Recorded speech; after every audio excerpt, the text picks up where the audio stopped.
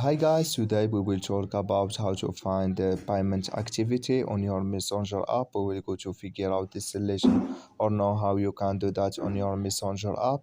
All you have to do, you just go up, you will click here on app, then it's going to show for you window like this, and you just go up, you will click here on this mark settings, then it's going to take you to next window here, and you just go down here, then you click here on personal details, then you come to next window and you just click here on payments, and it's going to take you to next window here, you just click here on add payments, and it's going to take you to this window here.